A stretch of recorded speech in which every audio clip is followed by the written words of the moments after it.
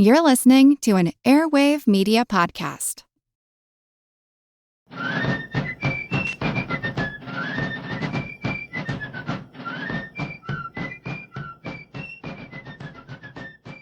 Hello, and thank you for joining the American Revolution. This week, episode 240, New Southern Strategy. General Sir Henry Clinton remained as commander of military forces in North America over the winter of 1779 and 80. He had remained in New York City since retreating from Philadelphia in 1778, deploying only minor raids since then. He did not have enough forces to launch any major offensive operations because London had directed the redeployment of much of his army and naval support to the southern colonies and the West Indies, what we today call the Caribbean. North America was no longer the biggest priority for London, as the ministry now faced off against the French and Spanish threats all over the world. Clinton did receive some assistance in the return of General Charles Cornwallis in the summer of 1779. Cornwallis had returned to London in late 1778, tendering his resignation, which the king accepted. He returned home to tend to his sick wife, Jemima. Jemima, however, died in February. Cornwallis was distraught and refused to speak to anyone for months. Then, in April of 1779, Cornwallis wrote to Clinton to discuss the possibility of returning to service and to America. Alluding to the recent loss of his wife, Cornwallis wrote, quote, "This country has now no charms for me, and I am perfectly indifferent as to what part of the world I may go to." He then went on to say that if the British planned to invade the southern colonies, he would happily participate.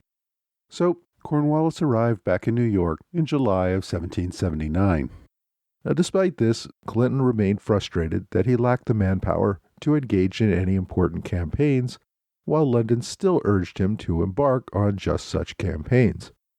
Around this time, a frustrated Clinton vented to one of his young colonels that he would gladly exchange positions with a grenadier in the infantry and advised the young officer never to seek a command of an army. Clinton had written to London again, requesting to resign his command and return home. He gave Cornwallis detailed access to all of his plans, expecting that Cornwallis would be his successor. Although Cornwallis had said repeatedly that he had no desire to take the North American command, he would do his duty. About a month after Cornwallis's arrival, Clinton wrote to Secretary of State Germain, once again asking to resign. Quote, "To say the truth, my lord, my spirits are worn out by struggling against the consequences of so many adverse incidents. Had even the feeble reinforcements which I am still expecting arrived as early as I had thought myself secure, I should have found myself enabled to attempt measures perhaps of serious consequences. Under my present circumstances, if I have not fulfilled the expectation which may have been indulged for the army, I trust I shall always find the failure attributed to its just cause, the inadequacy of my strength to its object. Thus circumstanced and convinced that the force under my command at present, or that will be during the campaign, is not equal to the services expected of it, permit me to resign the command of the army to Lord Cornwallis." Back in London, Lord Germain refused to accept Clinton's resignation. There had been a movement in London to give command to General Guy Carleton, but Germain absolutely hated Carleton. Therefore, Germain wanted to keep Clinton in place rather than allow Carleton to take command. Clinton continued to groom Cornwallis, hoping that London might allow Cornwallis to take over and allow Clinton to return home. In September of 1779, Clinton received desperate pleas from Jamaica, which feared an imminent invasion by the French fleet. At that point, remember, the French had just captured St. Vincent and Grenada, and Jamaica feared it might be next. Clinton responded by giving Cornwallis an independent command with 4,000 of his soldiers to deploy to Jamaica. The army boarded ships and left New York. They were only at sea for a few days before receiving word that the French fleet had left the Caribbean and had attacked Savannah. Rather than changing course for Savannah, the fleet simply returned to New York. Soon thereafter, they received word that the siege at Savannah had failed and that the French fleet had left. So Cornwallis and his 4,000 soldiers remained in New York and really didn't do anything else for the rest of the campaign season. Although a new general would not replace Clinton, North America did get a new naval commander. Since the recall of Admiral Richard Howe back in 1778, the Navy had not seemed to have made North America a priority.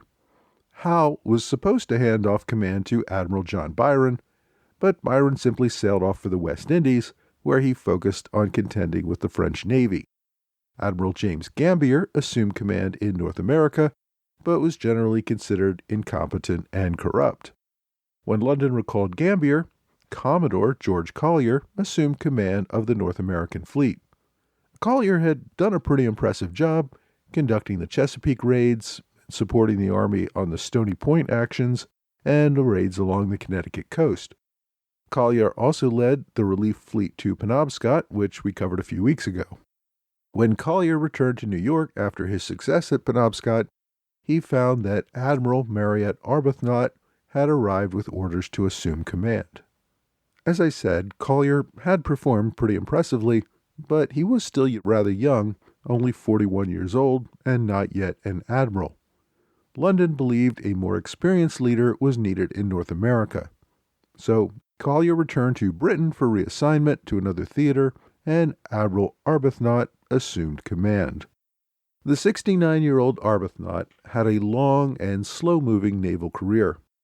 He had joined the Navy as a teenager, taking about a decade to make lieutenant.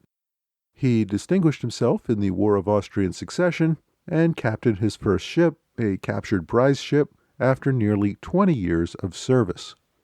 Arbuthnot continued to serve respectably on a series of ships. Just before the 7 Years' War began, he faced a court-martial for using Navy ships for personal use, moving people and equipment for personal benefit. He received a reprimand, but continued in office. He also then arrested the purser who had brought the charges against him and had the man clapped in irons on charges of drunkenness and embezzlement. During the 7 Years' War, he commanded a ship at the Battle of Quiberon Bay and also captured a number of prize ships in the West Indies. In 1775, Arbuthnot became the naval commander at Halifax and also received an appointment as lieutenant governor. London credited him with keeping Nova Scotia loyal as the colonies in the south broke into rebellion. In 1778, he received promotion to rear admiral and was recalled to London.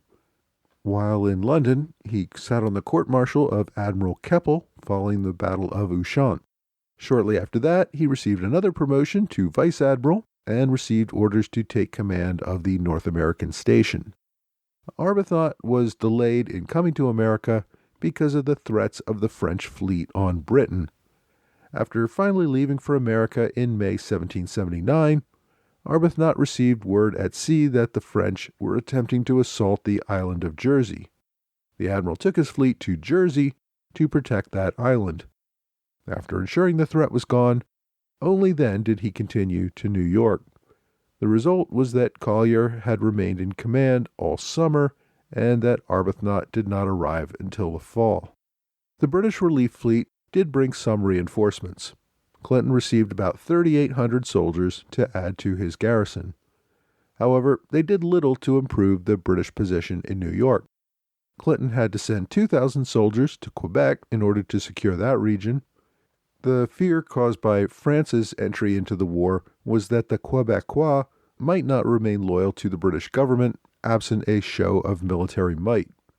The end result was that the reinforcements that Arbuthnot brought with him barely covered the losses that Clinton had in New York from his deployment to Quebec. On top of that, the extended sea voyage due to that detour to Jersey had given time for more sickness to spread through the fleet. More than 100 soldiers died at sea before the fleet arrived in New York. In the weeks that followed after arrival, nearly 1,000 soldiers were in hospital as a result of the illness that the fleet brought to New York. Clinton had been promised at least 6,000 reinforcements that year.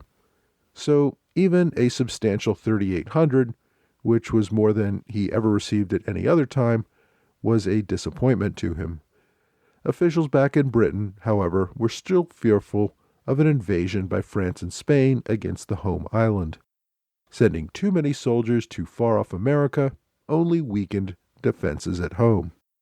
British officials also had to contend with the growing unpopularity of the war in America among the British population.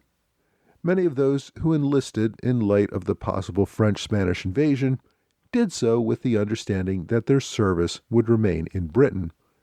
When the 71st Highlanders received orders to ship to America as part of Clinton's reinforcements, 60 of them mutinied and refused to march to their transports. Officers called in another regiment to force the mutineers aboard ships, resulting in a fight that left several men dead on both sides. In addition to defending the home island, Britain now faced a siege of its forces at Gibraltar, had already lost Minorca, and had lost several islands in the West Indies. British troops were needed in West Florida to combat the Spanish at New Orleans. Britain was also looking to hit the enemy where they might be weaker. In October of 1779, Britain deployed 1,200 soldiers to attack San Fernando de Omoa, a fortress which guarded the captaincy of Guatemala in what is today part of Honduras.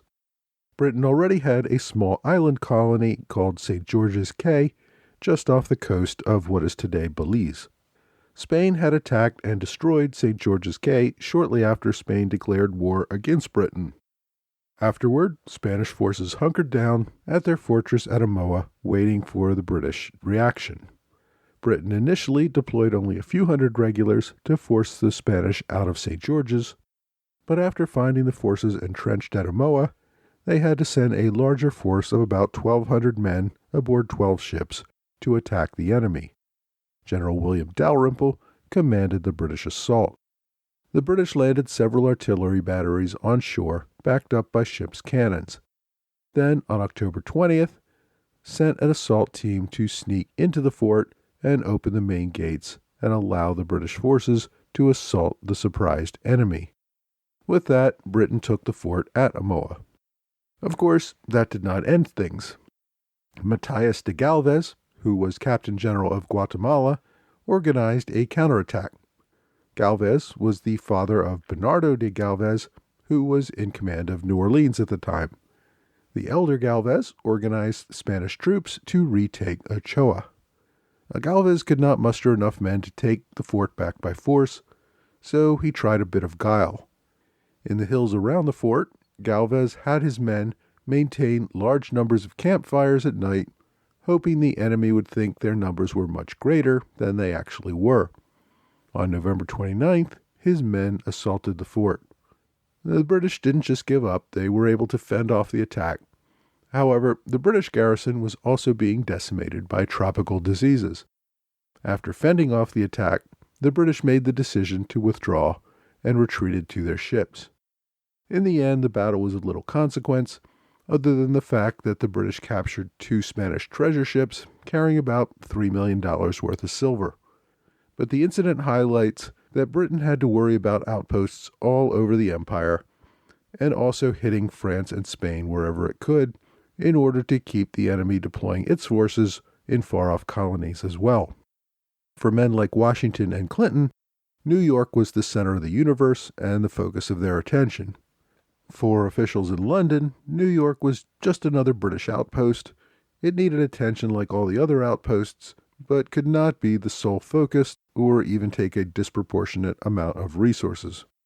Clinton would always be disappointed in the numbers of reinforcements he received and believed them inadequate to his mission. The attitude in London, however, was that, yeah, everyone would like more soldiers everywhere, but that just isn't possible. You need to make do with what you have, and hopefully you can impress us with what you can do with them. By late 1779, General Clinton had accepted that he would not receive sufficient reinforcements from London. As I said, his promised 6,000 new soldiers in 1779 resulted in him receiving only 3,800, and those that did arrive spread sickness through the ranks, meaning that the reinforcements actually led to a reduction in the total number of men fit for duty. Clinton decided that if he was going to get anything done, he needed to consolidate his forces. With the British success in Savannah, Clinton saw his best option in the South. And he couldn't abandon New York. The occupation there kept the main Continental Army pinned down. It also prevented New England from considering another offensive into Canada. So the British would stay in New York. The occupation of Newport, Rhode Island, however, would come to an end. Recall that Clinton had been ordered to take Newport back in 1776 when the commander, General Howe, wanted to get Clinton out of the way while Howe was pushing the Americans across New Jersey. Newport was a British toehold into New England and provided a saltwater port in the event that New York Harbor froze over. Clinton had taken the island, then promptly sailed off for London to make one of his early attempts at resigning. By late 1779, there was no plan to attack New England, and most of the British Navy had moved to the West Indies. Newport, primarily garrisoned by Hessians, had become increasingly unpleasant. The island required that food and fuel be shipped in from elsewhere. As a result, the garrison frequently went on reduced rations and often went cold for lack of firewood. Further, the possibility of the French Navy's return made Newport a sitting duck without sufficient British ships to support it. Given that the New York garrison had so many sick, and the Newport garrison would provide a valuable supplement of troops in case the Americans and French decided to launch a joint attack there, Clinton made the decision to consolidate his forces. In October, General Clinton had ordered the evacuation of the 3,500-man garrison at Newport. Then he received word that the French fleet had attacked Halifax. With that, Clinton believed that perhaps Newport would be more important and debated with Admiral Arbuthnot whether they should hold off on the evacuation after all. Arbuthnot disagreed, and the two officers squabbled. In the end, it turned out that Halifax was not under threat and that the British garrison at Newport had already destroyed much of its own defenses, meaning that if the French fleet did attack there again, they would be in a terrible position. So Clinton went ahead with the evacuation after all. Because the British did not want Newport to be of any use to the enemy, they chose to destroy the town on their way out. They burned hundreds of houses, filled in wells, destroyed the docks, disassembled all their fortifications, even toppled the lighthouse. Nearly every tree and fence had already disappeared during the occupation's desperate search for firewood. Any area farms that still had crops or cattle on them had those confiscated by the departing army. General Richard Prescott, who had resumed command of Newport after being kidnapped and exchanged, ordered his patrols to shoot any civilians who appeared on the street or at their windows as the soldiers marched to their ships in preparation for evacuation to New York. Many residents who had abandoned Newport during the occupation never returned, and the city suffered damage from which it never really recovered. Part of Clinton's reasons for abandoning Newport and consolidating his forces at New York was also his hopes of launching a large expedition against Charleston, South Carolina. That was one of several offenses that Lord Germain had been pushing Clinton to undertake. The success of the British forces in breaking the siege of Savannah against a combined French and military force, and the near capture of Charleston months earlier with only a small force that had initially launched as a foraging expedition, gave hope to Clinton that perhaps Charleston could fall. Having received 3,500 soldiers from Newport and about 3,800 reinforcements from Britain and another 2,000 from St. Lucia, Clinton thought that finally he had enough soldiers to defend New York and send a large expedition to secure the South. Clinton could have deployed General Cornwallis with a sizable expedition to South Carolina, but Clinton wanted to take Charleston personally. This was an opportunity to redeem his failure in 1776 when he failed to capture Charleston at that time. In that attempt, Clinton's attack force could not take down Fort Moultrie, which was then called Fort Sullivan, and for years afterward, Clinton was deeply embarrassed by his failure to defeat such a bunch of inexperienced militia, and would tell pretty much anyone who would listen how the failure was really someone else's fault. This new expedition against Charleston would redeem that scar from his reputation. So, on December 26, 1779, General Clinton, along with General Cornwallis and about 7,600 soldiers, aboard 90 transports, left New York City bound for Charleston. Hessian General Wilhelm von Knyphausen assumed command of the garrison at New York. I'll have a little more to say about General Knyphausen's command of New York after the main British Army leaves in a few weeks, and we'll also, of course, cover the attack on Charleston probably a few weeks after that. Next week, though, I want to return to the American side, where the Continental Congress has to deal with the delicate issue of conscription, and Pennsylvania passes a law to phase out slavery in that state.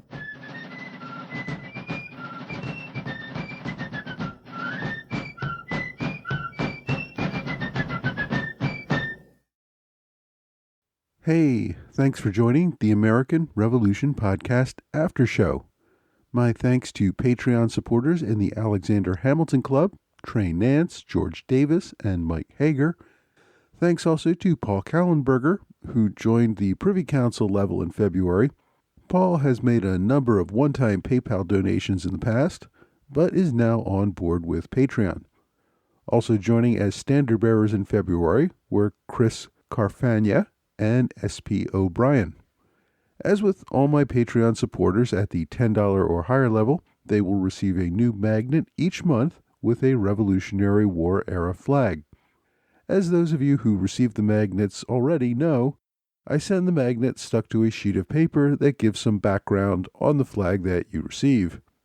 I want to thank supporter Lester Mallett, who is not only a standard bearer supporter, and who recently gave another one-time PayPal contribution, but was also kind enough to send some of his glue-fast glue dots, along with an applicator, to make it easier for me to stick those flags onto the paper.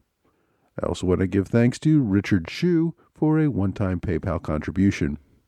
I also have to issue an apology or at least an explanation this week. Last week, I failed to release an episode.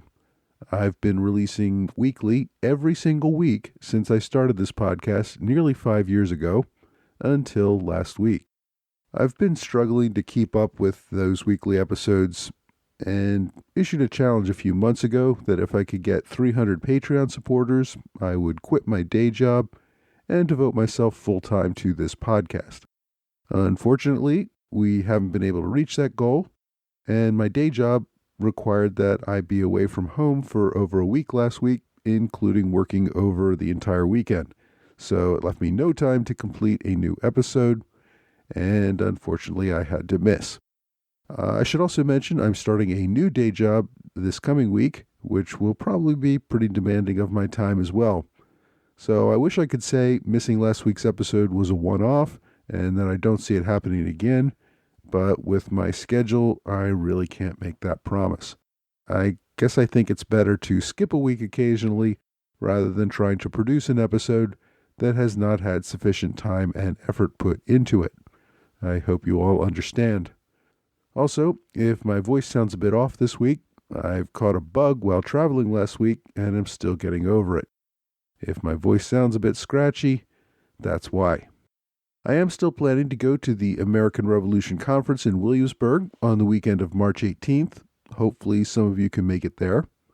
I am also still planning on speaking at the American Revolution Authors Conference in Quakertown, Pennsylvania on April 23rd. The latter one is a free all-day event where you can listen live to talks by some top American Revolution authors and me for some reason. So if you're in the area and can make it to Quakertown on April 23rd, I'd love to see you there. If you want to reserve a spot, again, it's free, but you have to make a reservation. Go to nathanspapers.com for more details. And if you sign up for my mailing list, which you can do at amrevpodcast.com, I will include a few more reminders about these live events and send you links so that you can go directly to them. I also have a number of American Revolution Roundtable events that you're more than welcome to join me at. So, yeah, please sign up for my mailing list so you can keep on top of all these things. Now, this week I covered British plans for 1780, and the big plan, of course, was the capture of Charleston, South Carolina.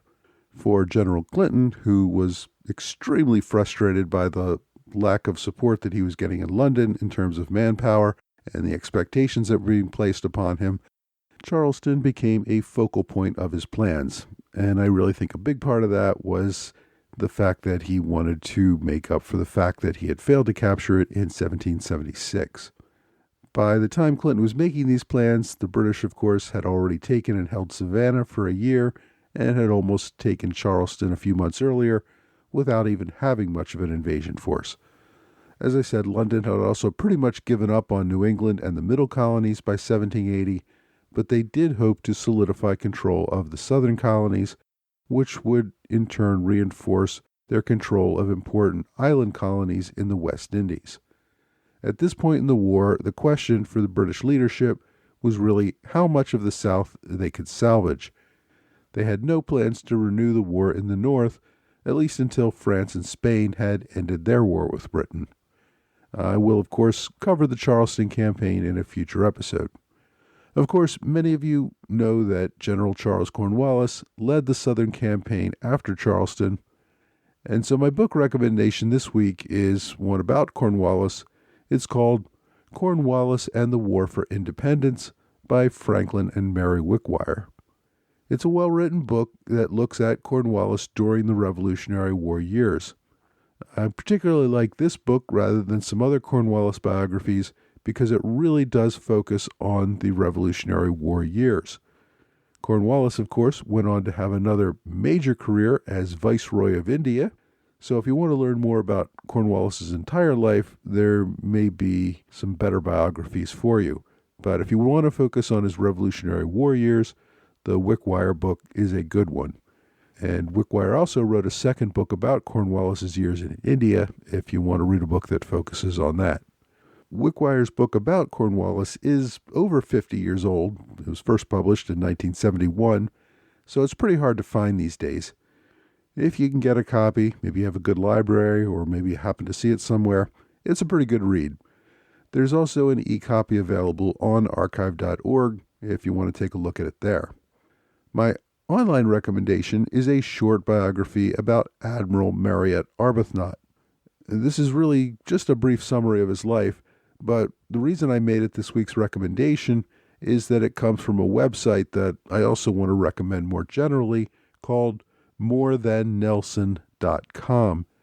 This is really a great resource for many things related to the naval history of the Revolutionary War.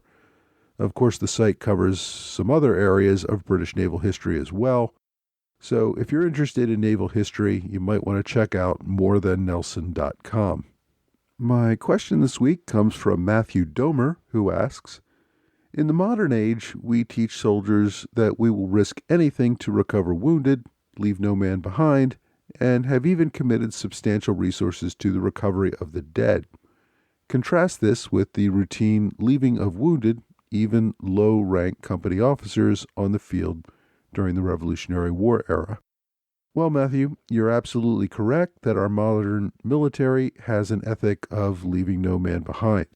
That is, soldiers will go to great lengths to make sure they do not leave a fellow soldier behind to be captured by the enemy. This includes evacuating the wounded and even securing the bodies of fallen comrades. Now, this is an ethic that has evolved over time and certainly was no part of either side of the American Revolution.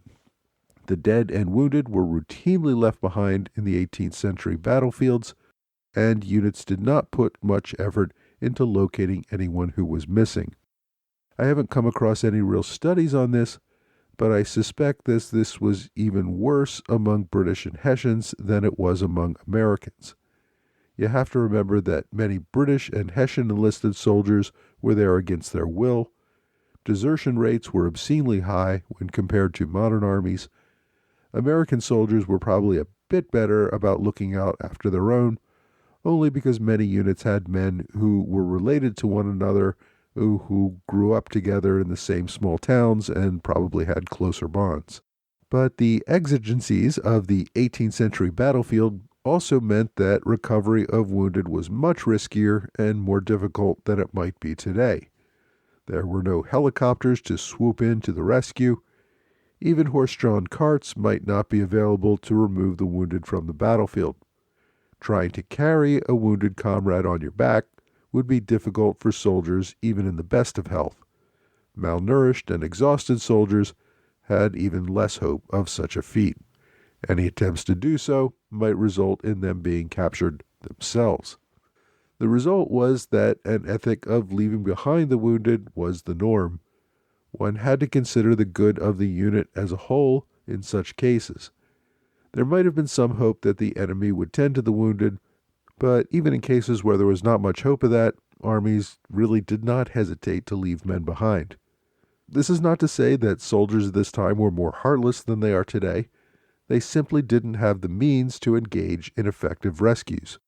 If there were carts and enough time to carry the wounded with the army, they usually would, although even then some wounded were left behind because the trip in the wagon would probably increase their chances of dying. Their best chance was often local medical treatment provided by the enemy. In terms of bringing back bodies, there was no practical way to carry large numbers of corpses across a long distance. Even top generals tended to be buried locally. When General Hugh Mercer died at Princeton, for example, he was buried nearby in Philadelphia rather than being carried home to Virginia. It really didn't become the norm to bring home fallen soldiers until after World War II. If you have a question that you would like me to answer, please reach out to me on Facebook, Twitter, or Quora, or you can simply email me. My address is on the website at amrevpodcast.com. Well, that's all for this week. I hope you will join me again next week for another American Revolution podcast.